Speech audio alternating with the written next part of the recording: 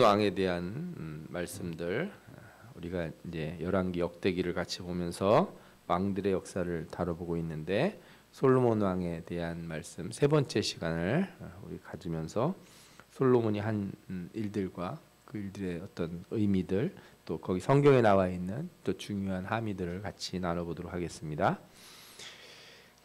유다 왕조의 왕들이 쭉 나오는데, 솔로몬 왕이 이제 첫 번째 왕으로 이렇게 나오죠. 그래서 우리가 왕의 역사를 보면은 이것이 그냥 개별적인 한 사람 한 사람의 이야기가 아니라 하나님의 약속이 어떻게 실현되고 있는지 언약을 중심으로 이렇게 꼭 기억하면서 살펴보시면 좋을 것 같습니다. 자, 먼저 솔로몬 왕 오늘 세 번째 시간인데, 오늘은 솔로몬의 지혜와 그다음에 솔로몬이 성전을 지었던 일들, 그리고 그 성전 봉헌에 했던 기도, 두 가지를 중심으로 우리가 살펴보도록 하겠습니다. 우리 솔로몬 하면 지혜왕 이렇게 많이 얘기하죠. 솔로몬이 이제 어떻게 지혜를 얻게 되냐면, 하나님 앞에 이제 1천 번제를 드린 후에 얻게 돼요. 그런데 솔로몬이 어디서 이렇게 제사를 드리냐면 기브온 산당으로 갔다 하는 말씀이 나와요. 당시 어떤 상황이었냐면은 산당, 그러니까 하나님의 궤는 예루살렘에 있고요. 성막은 어디 있냐면은 기브온에 있었어요. 그래서 보면은 기브온 산당으로 갔으니 하나님의 회막 곧 여호와의 종 모세가 광야에서 지은 것이 거기 있더라, 이렇게 나오죠. 그러니까 언약궤만 예루살렘에 와 있었고 성막이 기브온에 있었던 거예요. 그래서 약간 좀 이상한 상황이 된 거죠. 그런데 솔로몬이 이제 제사를 드리러 어디로 갔냐면 기브온에 갔어요. 그러니까 언약궤 앞에서 제사를 드린 게 아니고, 제사를 드리려면 제단에서 해야 되잖아요. 놋제단이 거기 있으니까, 성막이 있는데, 그러니까 성막 안에 놋제단이 있고, 그 다음에 그 가운데 지성소가 있고, 그죠?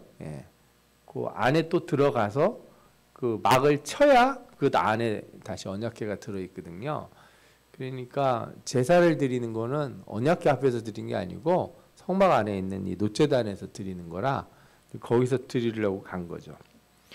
그래서 솔로몬이 1천 번제를 드렸더라 하는 말씀이 열왕기상 3장 4절에 나와요. 근데 우리가 이제 보통 1천 번제, 그래서 1000번의 제사라고 생각을 해가지고 우리가 이제 예물을 1000번, 매번 이렇게 드리는 경우가 있어요. 그런데 이제 뭐 좋은 거죠. 나쁜 게 아니고 아주 좋은 거예요. 근데 말씀을 똑바로 알려고 하면은 원문을 읽어보면요, 이게 제사를 1000번 드렸다라고 읽을 수가 없고, 천 개의 그 번제물을 드렸다 이렇게 돼 있어요. 1000개의 번제물을 드렸다 이렇게 돼 있어요. 그러니까 뭐 1000번 드릴 걸 한 번에 몰아서 드렸는지, 아니면 그리고 이 1000마리를 드렸다고, 만약에 소를 1000마리를 잡았다고 생각을 해보세요. 그럼 그게 하루에 드릴 수 있는 양이 아니잖아요, 그죠? 그러니까 이거는 이제 1000이라고 하는 숫자를 좀 더 이렇게 의미적으로 살펴보는 게 더 낫지 않은가 하는 생각도 들어요. 이게, 그리고 왕이 드리는 제사가 한 번에 드릴 때 소를 1000마리 드리는 예는 없어요. 왜냐하면 한 번의 제사에 소가 보통 7, 8마리 되고, 양이 또 뭐 이렇게 몇 마리 되고, 이렇게 세트가 있습니다, 보통. 그리고 번제를 드릴 때 번제만 드리는 게 아니고, 번제 드리고서 또 화목제를 드린다든지, 뭐 이렇게 제사가, 번제라고 하는 건 가장 기본적으로 드리는 제사라서, 제사라고 하는 것에 이렇게 세트를 생각하면 소 1000마리가 아니에요. 어마어마하게 더 많아요. 이게.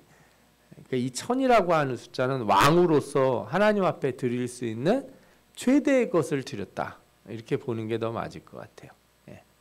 그래서 뭐 제사의 숫자보다 더 중요한 게, 그가 온 마음과 정성을 다해서 하나님 앞에 제사를 드리고, 그죠? 진짜 하나님 앞에 간절히 기도를 했다, 이렇게 볼 수 있는 거죠.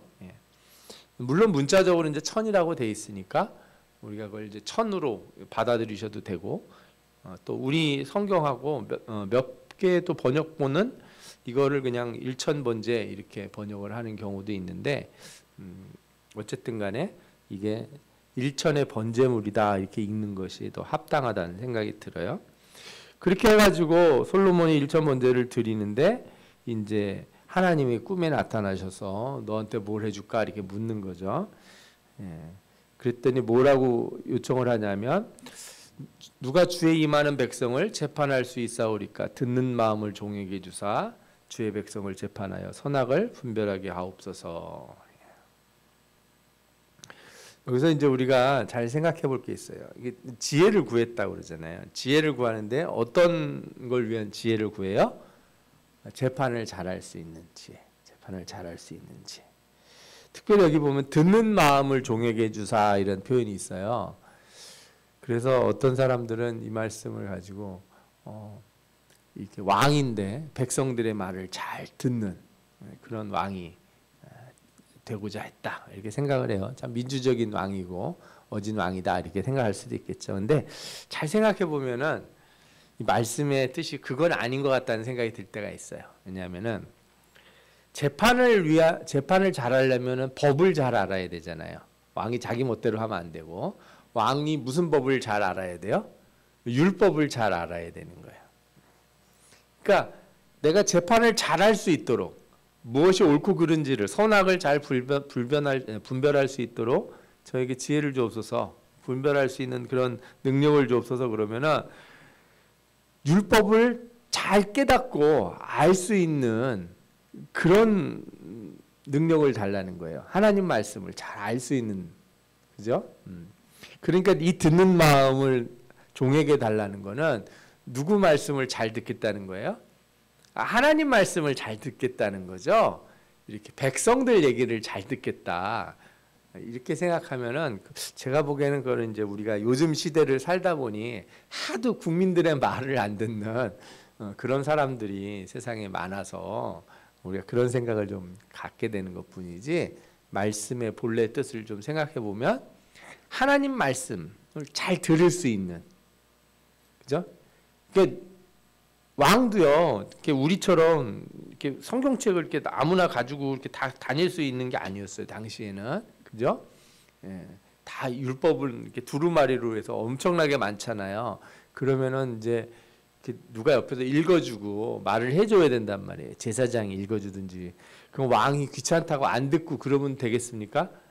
그 잘 들어야 되거든요. 앉아서 가리키면 들어야죠. 율법을 가리켜 주면은 앉아서 그걸 듣고 외우고 그래야 되는데 솔로몬이 그런 마음을 달래는 거예요. 야, 이 너무너무 대단한 거예요. 하나님 말씀 잘 들을 수 있는 그런 마음을 주옵소서. 하나님 말씀을 잘 들어야 내가 뭐가 옳은지 뭐가 그른지를 분별할 수 있다 이거예요. 선악과 따먹은 하와가 하나님 말씀은 안 듣고 누구 말을 들었습니까? 뱀의 말을 듣고서 먹음직도 하고 보암직도 하고 지혜롭게 할 만큼 좋아 보인다 그래가지고 먹은 거 아니에요? 선악을 분별하는 거는 하나님 말씀을 들어야지, 그죠? 악에 빠지지 않으려면 이게 중요한 거예요. 그래서 솔로몬이 구한 지혜라는 건 세상의 지혜가 아니에요. 여러분들이 오해하시면 안 돼요. 솔로몬이 지혜로운 사람이 돼서 나 솔로몬처럼 지혜로운 사람이 되면 어떨까? 여러분들 만약에 이 시대에 솔로몬처럼 지혜로운 사람이 되면 뭘 하시겠어요? 어디 대박 나는 장사를 한다든지 사업을 한다든지 돈 많이 벌고 싶으세요? 미래를 막 예측하는 거? 아닙니다. 솔로몬의 지혜는 그런 종류의 지혜가 아니에요. 하나님 말씀을 바르게 깨닫고 적용할 수 있는 지혜. 이 지혜를 구한 거예요. 그래서 하나님이 너무너무 이 솔로몬의 기도에 이렇게 기뻐하신 거예요. 야, 진짜 이런 마음을 가진 사람이 있구나. 하나님 말씀을 잘 듣고 싶어하는, 하나님 말씀을 잘 들을 수 있는 마음을 주옵소서. 하나님 말씀을 잘 깨닫고 그걸로다가 사람들을 이렇게 다스리고 재판할 수 있는 그런 지혜를 주옵소서 하니 얼마나 좋겠습니까? 그래서 뭐 얼마나 큰 지혜를 주셨는지 지혜와 총명을 심히 많이 주시고 또 넓은 마음을 주시되 바닷가에 모래같이 하시니 그죠? 예, 모래알처럼 많은 이런 뭐 지식을 주셨다 이렇게 얘기할 수 있겠죠, 그죠? 이 모든 사람들보다 뛰어난 지혜를 가졌다는 거예요. 그리고 그가 하나님 말씀뿐만 아니라 모두 알게 되어 온갖 나무와 새와 동물과 이 세상에 대한 지혜도 갖게 됐다는 거예요. 이게 되게 중요한 거예요. 지혜를 가질 때 순서가 있는 거예요. 하나님 말씀에 대한 지혜를 먼저 얻고 거기서부터 세상의 지혜를 얻어야지. 세상의 지혜는 얻는데 하나님 말씀의 지혜를 안 얻으면 어떻게 하겠어요? 그러니까 학생들 공부한다고 학원에 보내고 예배는 안 드리고 성경은 읽을 시간 없고, 그죠? 문제 풀 시간만 있어서는 그거 어떻게 되겠습니까? 하나님 말씀을 아는 지혜가 있은 뒤에야 세상의 지혜를 다스릴 수가 있는 거지. 세상의 지혜는 많은데 하나님 말씀에 대한 지혜가 작으면 어떻게 되냐? 세상의 지혜가 하나님의 말씀을 잡아먹으려고 그래요. 자기 발밑에 누르려고 그런다고요. 세상의 지식으로 성경을 판단하기 시작한다 이거예요. 그게 세상의 지혜로 예수 믿는 거 이러쿵저러쿵 얘기하고 신앙생활이 그렇고 교회가 어떻고 막 이런 얘기를 하게 되는 이유가 어디 있어요? 하나님 말씀의 지혜가 먼저 들어와서 내 삶을 주관한 뒤에 그 하나님 말씀 아래 모든 세상의 지혜를 밑에다 놔야 되는데 세상의 지혜가 머리 꽉 차 있는 상태에서 하나님 말씀이 들어오니까 세상의 지혜가 하나님 말씀을 자꾸 밀어내려고 해서 생기는 거예요. 우리가 잘 아는 얘기 아시죠? 이 두 여인이 이제 저 아들 내 아들이라고 막 그러는데 반 잘라서 주라고 그랬더니 이제 진짜 엄마를 찾아내지 않습니까? 지혜라는 게 뭐겠어요? 사람 마음을 꿰뚫는 거잖아요. 제가 이게 솔로몬이 무슨 심리학을 배웠거나 눈치를 딱 봐서 그런 게 아니고 하나님 말씀이 어때요? 살아있고 운동력이 있어서 마음의 생각과 뜻을 감찰하신다 이렇게 얘기했어요. 그러니까 하나님 말씀에 깨달음이 있고 하나님 말씀으로 충만한 사람은 사람의 마음도 하나님의 말씀으로 보는 거예요. 여러분들 이게 중요해요. 하나님 말씀으로 사람을 봐야지 내 경험과 내 인생 경험, 내가 지금까지 사람 많이 만나봤더니 저렇게 생긴 사람 관상이 참 인상이 참 어쩌고 저쩌고 하면서 저 사람 말투를 들어보니 내가 저런 사람 많이 만났는데 그렇게 해가지고 사람을 판단하고 그러는 거는 제가 보기엔 별로 좋지가 않아요. 그죠? 그러니까 말씀으로 충만하여져서 내가 한 사람을 대할 때 내 경험으로 대하지 않고 뭘로 대하게 하여 주옵소서? 하나님 말씀으로 대하게 하여 주옵소서. 그럴 때 사람의 심령을 볼 수가 있고 우리가 그죠? 그렇다고 이게 무슨 관심법도 아니고 사람 심리적으로 꿰뚫는다는 얘기가 아니고 말씀의 지혜가 우리에게 그렇게 임할 때 이런 일들을 판단할 수 있다. 이렇게 제가 말씀드리고 싶은 거예요. 아까도 말씀드린 것처럼 이렇게 우리가 세상의 지혜가 먼저 들어오면 안 돼요. 하나님의 말씀을 아는 것에서 하나님의 말씀으로 이루어지는 세계를 아는 것으로 나가야지 하나님 말씀으로 이루어진 세계를 먼저 알고서 그 다음에 하나님 말씀을 아는 것으로 나가려고 그러면 안 돼요. 가다가 막혀요. 왜 막히냐? 하나님 말씀을 아는 것은 그 누구를 아는 거예요? 예수 그리스도를 아는 것이에요. 그런데 세상을 아는 것에서는 예수 그리스도를 아는 것으로 나갈 수가 없어요. 예수 그리스도가 없으면 누구에게 갈 수 없다? 하나님께로 갈 수가 없다. 내가 길이요 진리요 생명이니 나로 말미암지 않고는 아버지께로 갈 자가 아무도 없는 거야. 그거 못 간다는 거예요. 그러니까 세상을 많이 연구한 뒤에 그래서 세상에 많은 지식인들이나 학자들이 이렇게 종교를 뭐 괜찮은 것 같아. 제가 얼마 전에도 어떤 분들 얘기하는 걸 이렇게 들었는데 아주 꽤 유명한 분들이 얘기하는 거를 들었는데 이분들도 종교가 필요하다고 생각들을 한다는 거예요. 그러면 뭐해요? 누구를 못 만나면? 예수를 못 만나면 아무 소용이 없는 거거든요. 거기까지가 한계인 거예요. 종교가 있으면 뭐 사회에 좀 도움이 되겠지. 이게 세상에서 출발한 지혜가 갈 수 있는 한계예요. 그러나 하나님의 말씀을 아는 것, 그죠? 그의 말씀을 믿는 것, 그 말씀이 이 땅에 오신 것을 믿는 자들은 거기서부터 세상을 보게 되면 세상이 다 보이는 거예요. 그게 제가 주일날도 말씀드렸죠. 그게 기독교 세계가 아니에요. 인간의 죄, 그걸 구원하시기 위해서 오신 예수 그리스도, 그걸로 세상을 봐야지 다른 거로는 세상을 볼 수 없다는 거예요. 여러분들에게 이 예수 그리스도가 있는 이 참된 지혜가 있기를 축원합니다. 아멘.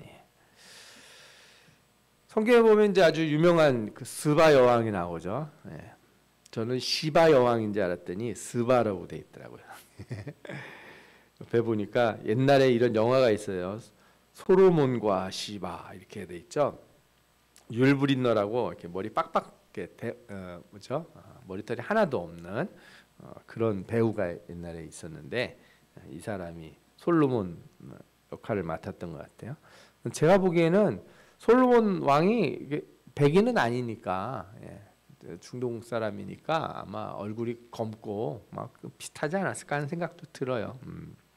그런데 제가 이 스바 왕을 만난 이야기에서 어떤 말씀이 눈에 띄냐면 스바 왕이 뭐라고 그러냐면 복되도다 당신의 사람들이여, 복되도다 당신의 신하들이여, 당신의 지혜를 들음이로다, 이런 얘기예요. 이게 참 의미가 있다고 생각해요.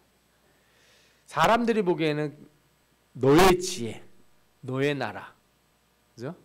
너의 신하 이렇게 얘기했는데 사실은 하나님 관점에서 보면은 하나님의 사람들, 하나님의 신하들이고 하나님의 지혜란 말이에요.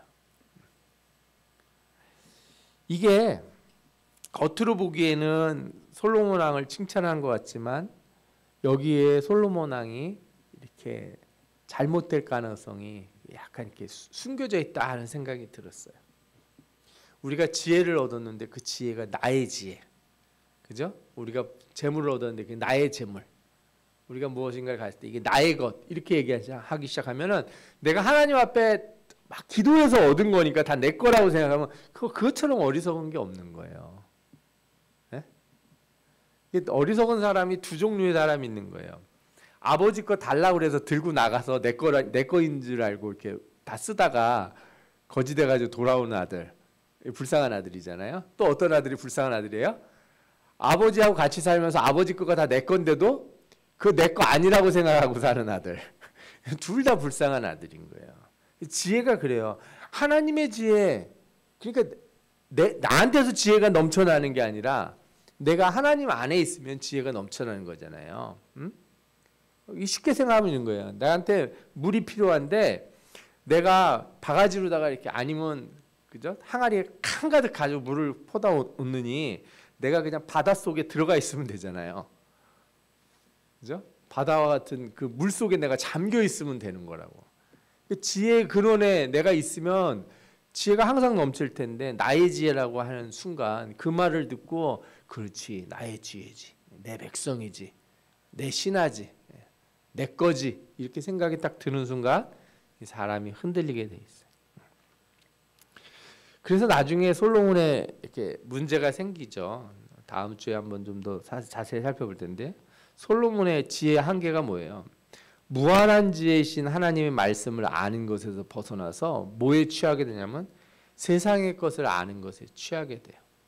잠언서를, 전도서를 보면 알 수 있는데 솔로몬이 뭐라고 그러냐면 자기 자신에게 이르기를 어떻게 하면 즐거울지, 뭘 해야 재밌을지, 어떻게 살면 내가 그냥 행복해질까, 별걸 다 해봤다는 거야. 자기가 있는 힘껏 다 해봤다는 거야. 그랬더니 결국에 답이 뭐예요? 헛되고 헛되도다.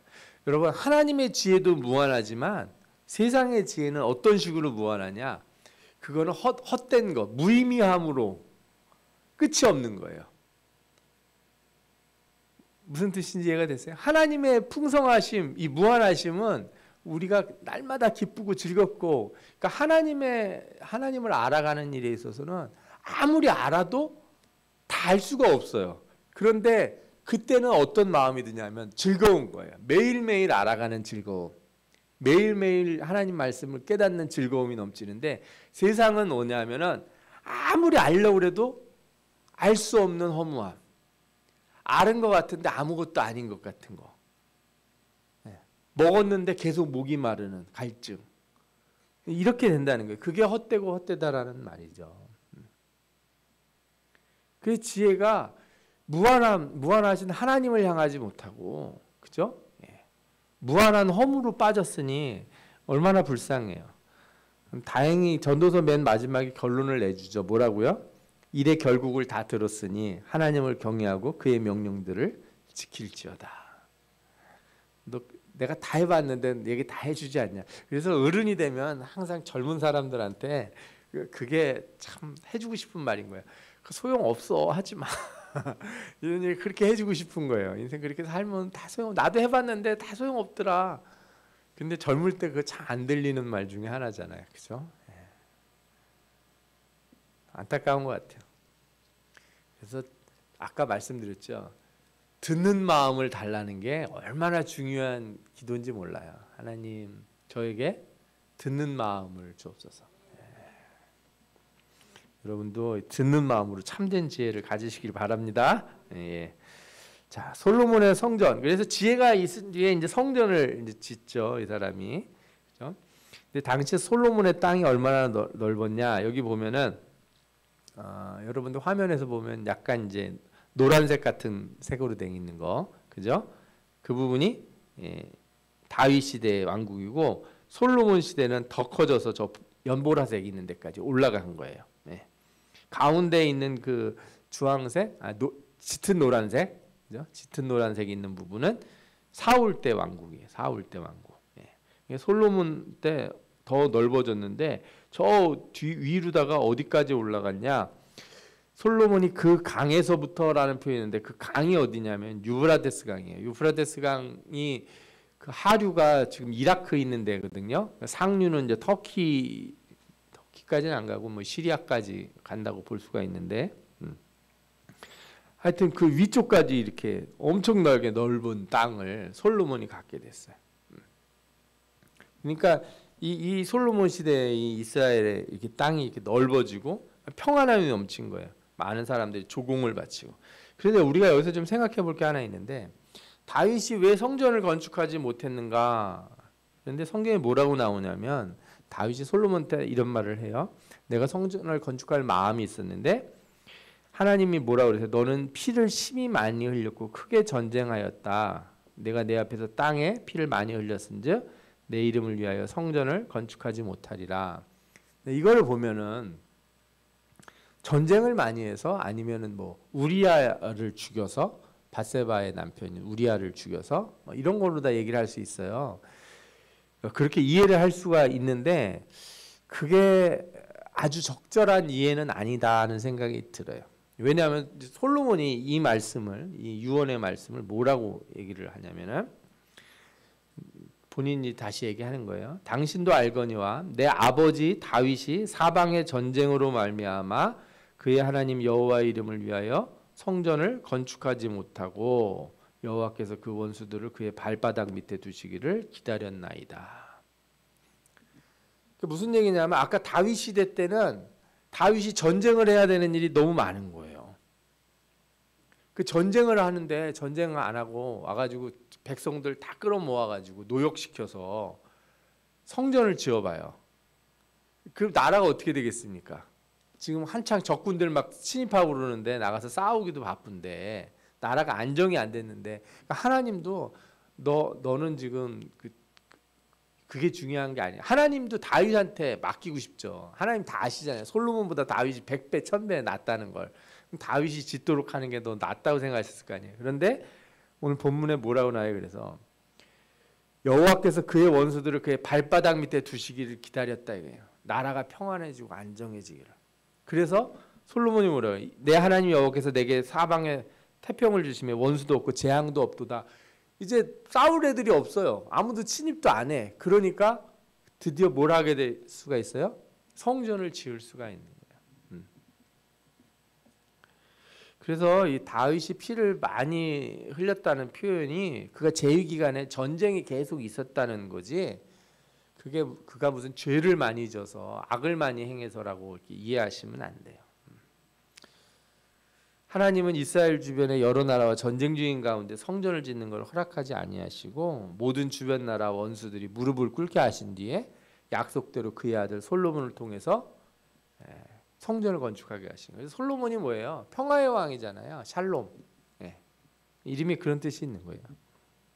또한 솔로몬은 이 건축을 할 때 어떤 걸로 건축을 하게 돼요? 하나님이 주신 지혜. 그죠?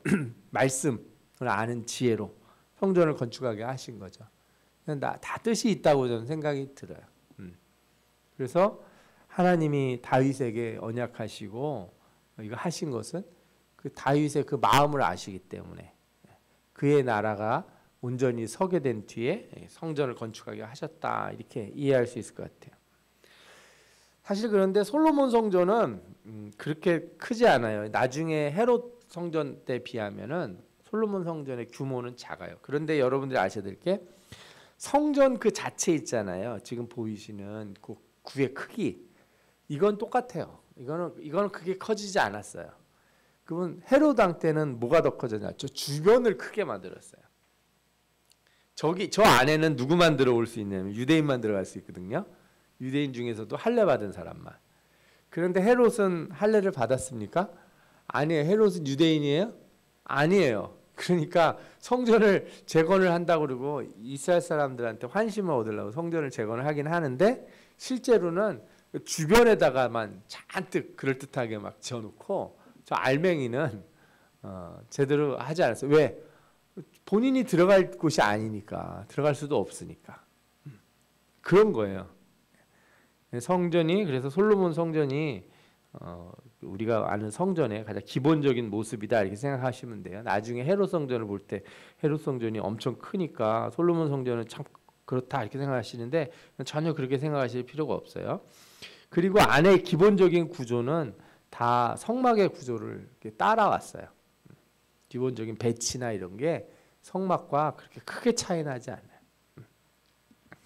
요 안에 이제 제가 빨간색으로 점점점점 표시를 해놨는데 잘 보이시는지 모르겠어요. 좀 작게 보이는데 여기 보면은 안에 지성소가 있고 그 안에 언약궤가 들어있죠. 휘장으로 다 막혀 있고 거기 안에 분향단, 떡상, 등잔, 그리고 옆에 제사장의 방과 창고들이 쭉 있어요. 그러니까 이제 성막에서는 저 제사장의 창과 방과 창고는 저기 없죠. 예.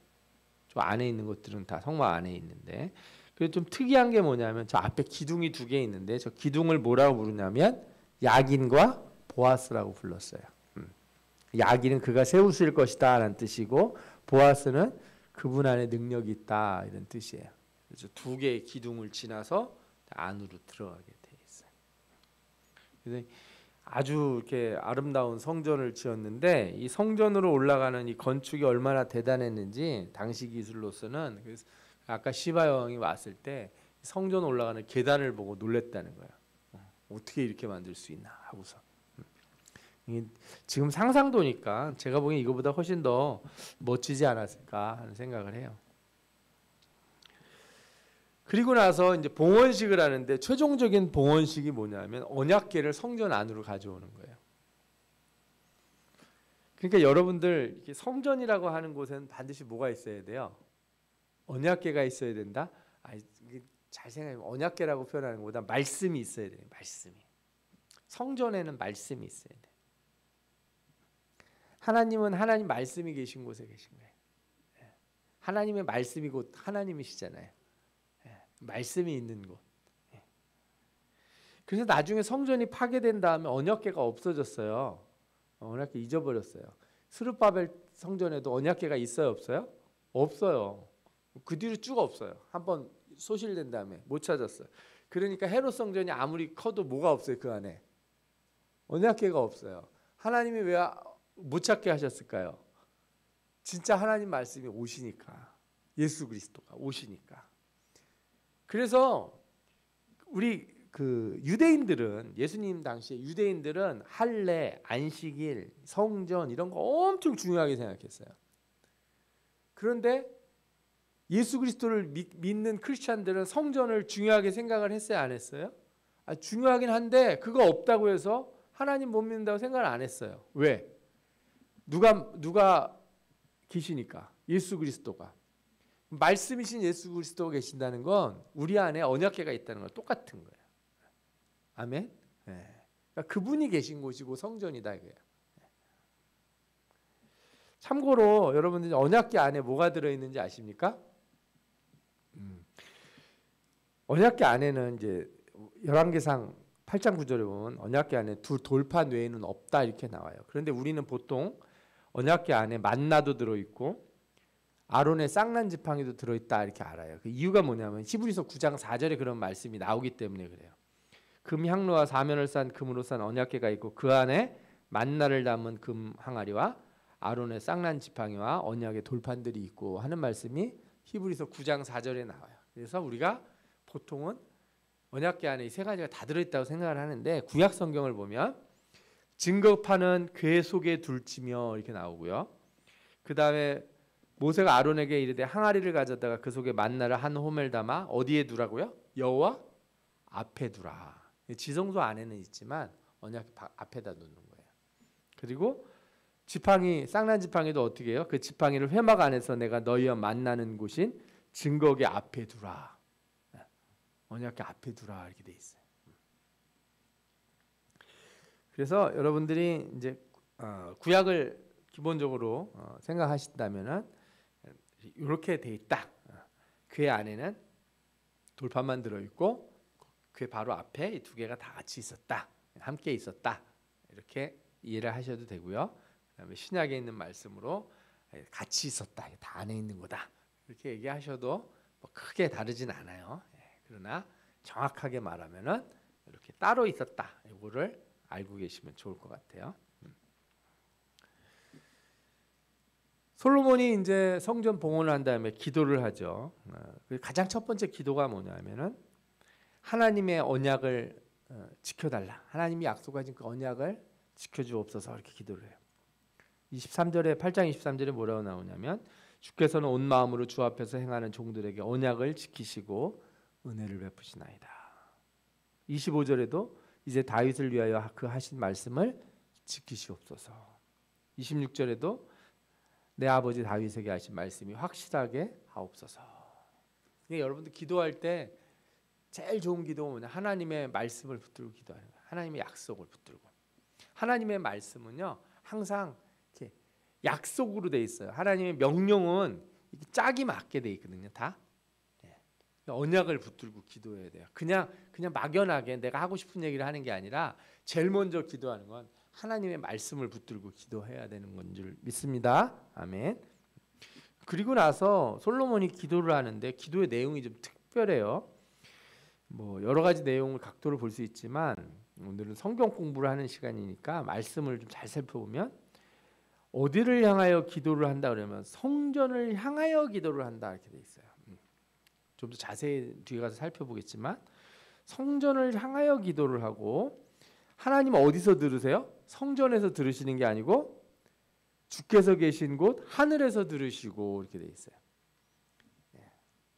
8장을 다 읽어보시면 하나님이 어디 계세요? 성전에 계세요? 아니에요. 하늘에 계시고 이렇게 돼 있어요. 하늘에 계시고 하늘에서 들으시고 이렇게 돼 있어요.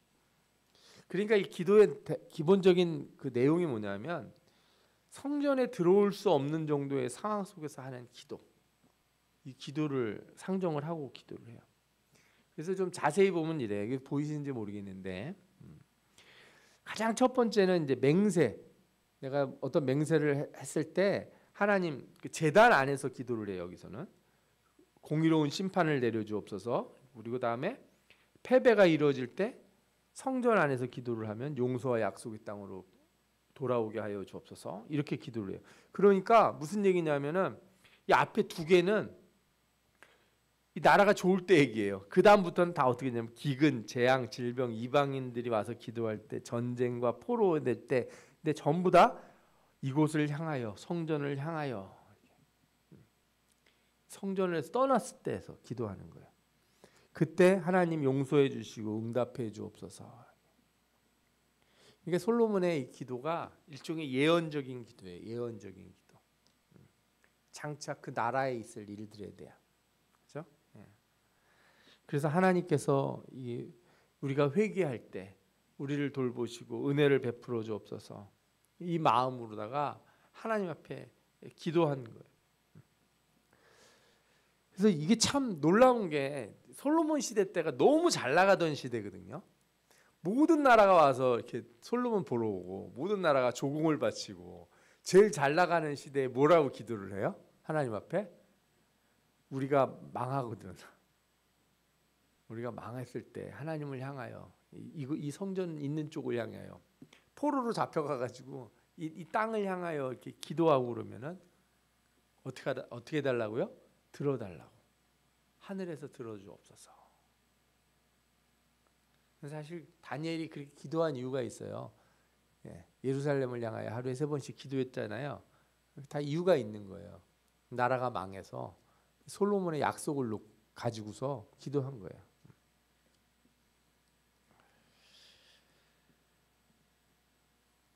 이렇게 기도할 수 있는 근거로 솔로몬이 뭐라고 하나님 앞에 기도를 했냐면, 그렇죠? 우리는 당신의 소유가 된 백성입니다.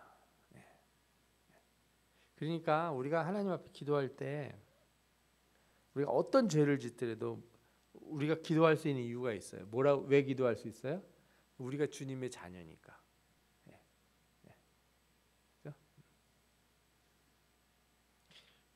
제일 바보 같은 생각이 우리 아이들이나 학생들이나 청년들이 부모가 나를 버릴 거다 뭐 이런 생각을 가지고 있는 사람들은 내가 이렇게 나쁜 짓 했으니까 부모도 날 버리겠다. 그런 부모가 있으면 그 부모도 참 못된 부모겠지만 기본적으로 그런 생각이 좋은 게 아니에요. 옳지 못해요. 하나님 앞에 우리가 기도할 때 하나님이 나를 버릴 것 같다. 내가 이렇게 나쁜 짓을 했는데 내가 이렇게까지 참 하나님 말씀대로 안 살았는데 하나님이 나한테 과연 이렇게 해주실까? 이런 생각을 갖고 기도하면 안 돼요. 기도할 때는 나는 하나님의 자녀이고 나는 하나님의 백성입니다.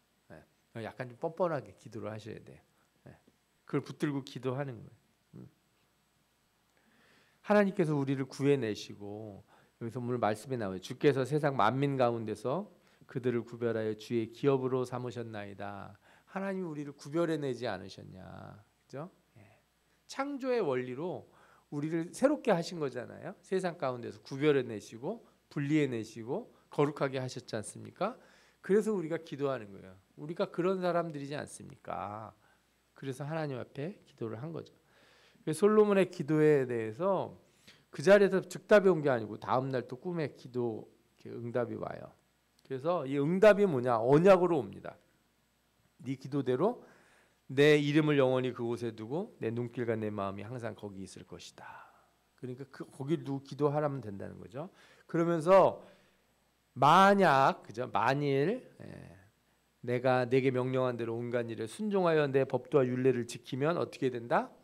내 이스라엘 왕위를 영원히 견고하게 할 것이다. 그리고 반대로 나의 계명과 법도를 지키지 않으고 다른 신을 섬겨 경배하면 어떻게 할 것이다? 내가 너희들에게 준 땅에서 끊어버릴 것이고 이 성전이라도 내 앞에서 던져버릴 것이다. 그러니까 하나님 앞에 하나님의 약속이라고 하는 게 항상 이렇게 짝으로 맞춰져 있어요. 우리가 이렇게 예를 들어서 선악과 따먹는 것도 너희가 정령 죽으리라 그러면 먹으면 죽는다는 약속만 있네요. 이게 아니고요. 안 먹으면 영원히 산다는 약속이 붙어 있는 거예요. 이 율법은 항상 이렇게 짝으로 돼 있어요. 언약이라고 하는 게 하나님이 이렇게 너 여기다 이제 너랑 나랑 같이 사인하고 계약을 행하자는 거예요. 내가 이렇게만 하면 내가 너한테 계속 복을 줄 것이고 네 나를 영원하게 해줄 것이다. 여러분들 이게 간단한 게 아니에요. 여러분들에게 하나님이 이런 약속을 다 주셨거든요. 여러분들이 예수 제대로 믿고 하나님 말씀대로 살면 반드시 뭐가 와요? 복이 온다. 아멘. 하나님 약속하신 거예요. 내가 예수 제대로 믿는데 지지리도 되는 것도 없고 뭐 일이 다 꼬이고 몸은 아프고 이런 거 없습니다. 잠시 그런 것처럼 그런 일이 잠시 동안 나를 괴롭히는 때는 있을지 모르지만 영원히 나를 그렇게 할 일이 없어요. 절대 그런 일은 없어요. 하나님 약속이에요. 이거는. 아멘. 하나님은 분명히 약속하셨어요. 말씀대로 행하고 온전히 주님을 섬기고 사는 자들에게 하나님이 복을 주시겠다고 약속하셨기 때문에 그 이름을 걸고 말씀하셨잖아요. 제가 뭐라 그랬어요? 하나님의 이름은 곧 그분이시라고요. 아멘. 내 이름을 거기 두었다는 말이 그러면 내가 거기 있겠다는 거예요. 하나님이 이름을 두고 약속을 하셨는데 그걸 어떻게 하나님이 신실하신 하나님이 그걸 거두시겠습니까? 그죠? 이렇게 하나님이 언약으로서 응답했어요. 이게 바로 솔로몬의 언약이에요. 솔로몬에게 준 언약. 그런데 이제 안타깝게도 일이 그렇게 잘 안 지나가죠. 성경에 힌트를 하나 주는데 6장 마지막 절과 7장 1절 사이에 이런 말씀이 나와요. 38절이 이제 마지막 절인데 11째 해 불월 곧 8째 달에 그 설계와 식양대로 성전 건축이 다 끝났으니 솔로몬이 7년 동안 성전을 건축하였더라. 그리고 8장에 우리 성경에는 솔로몬이 자기 왕궁을 30년 동안 건축하여 그 전부를 준공하니라. 그러니까 성전 짓는 데는 7년, 자기 왕궁 짓는 데는 몇 년이요? 13년, 30년이 아니라 13년, 6년을 더 썼네요. 그런데 이 말씀 맨 앞에 사실은 그러나라고 하는 단어가 들어가 있어요. 원문을 보면은. 그런데 우리 성경에는 그게 번역이 안 돼 있어. 그래서 그냥 지난 것 같은데 성경이 뭐라 그러는 거예요? 성전을 짓는 데 7년이 걸렸다. 그런데 왕궁 짓는 데는 13년이 걸렸다. 안타까운 마음을 성경에게 표현하고 있는 거예요. 하나님이라 하는 데는 후딱하고 그렇죠? 사실은 우리가 주일날 와서 예배드리고 수요일날 와서 예배드리고 뭐 이렇게 우리가 예배드리잖아요. 여러분들 예배드리는 시간이 길어봐야 얼마나 길겠습니까? 우리가 그렇죠? 일주일 동안 하나님을 마음에 두고 있는 시간이 여러분들이 세상에 있는 거 다른 거 보고 생각하는 시간보다 더 많지는 않을 거예요. 우리가 그렇다고 뭐 여러분들이 다 목회자가 돼가지고 365일 성경만 읽으라는 얘기는 아니지만, 그죠? 하나님의 성전을 바라보는 이 그러나라고 하는 말의 의미가 그런 거예요. 사실은 성전을 지으면서도 마음이 어디가 있었겠어요? 자기 집 짓는 거에 자기 왕궁 어떻게 하면 멋지게 지을까? 그죠? 사람들 막 자기 만나러 막 자꾸 찾아오고 그러는데 뭔가 멋있어 보여야 되잖아요. 그죠? 이게 솔로몬이 가진 한계예요, 한계. 이 지혜, 하나님 말씀을 아는 지혜를 달라고 그랬다가 세상의 지혜를 아는 것에 빠져서 자기 입으로 헛되다고 말한 그 지혜를 찾는 그런 삶을 사는 거에 한계라는 거죠. 오늘 말씀에서 우리가 두 가지를 크게 배울 수 있는데, 하나는 이 지혜에 관련된 거예요. 그렇죠? 하나님은 지혜로 하늘을 지으셨다고 시편 136편 5절에 나와요. 그러니까 하나님이 말씀으로 세상을 창조하셨지 않습니까? 그러니까 지혜라는 건 곧 뭐예요? 하나님 말씀이에요. 말씀이 곧 지혜예요. 그래서 하나님 말씀을 깨닫고 지킬 수 있는 것, 인간이 가질 수 있는 최고의 선인 거예요. 지혜, 최고의 지혜. 지혜로운 사람이 되고 싶으면 어떻게 해야 된다? 하나님 말씀을 지킬 줄 아는 사람이 지혜로운 사람이에요. 돈 많이 버는 지혜가 지혜로운 게 아니고요. 세상 공부 100점 맞는 지혜가 좋은 지혜가 아니라 하나님 말씀 지킬 수 있는 지혜, 깨닫고 지킬 수 있는 지혜, 그 지혜를 가지시기 바랍니다. 아멘. 신명기 4장 6절에 뭐라고 나오는지 같이 읽어볼까요? 너희는 지켜 행하라. 이것이 여러 민족 앞에서 너희의 지혜요 너희의 지식이라. 그들이 이 모든 규례를 듣고 이르기를 이 큰 나라 사람은 과연 지혜와 지식이 있는 백성이로다 하리라. 아멘. 지혜 있는 여러분들 되시기 바랍니다. 두 번째로 우리가 성전을 향하여 기도하라 말씀이 나와요. 우리가 솔로몬이 그렇게 기도했잖아요. 내가 이곳을 향하여 기도하면, 성전을 향하여 기도하면 용서해 달라고. 성전이 있는 곳이 뭐예요? 바로 말씀이 거하시는 거죠. 성전을 떠나는 삶이라는 건 다른 게 아니에요. 말씀을 떠나는 삶이에요. 교회만 나온다고 몸만 와 있는다고 되는 문제가 아니라 말씀이 내 안에 있어야죠. 교회 나오는 이유는 말씀 들으러 오는 거예요. 말씀 듣고 깨닫고 나가서 실천하려고. 예배에, 그래서 우리 기독교 예배 가장 중요한 부분으로 우리가 말씀을 많이 얘기하는 이유가 거기 있어요. 그렇죠? 말씀이 하나님이시니까 그 말씀을 마음에 품고 나가라는 거예요.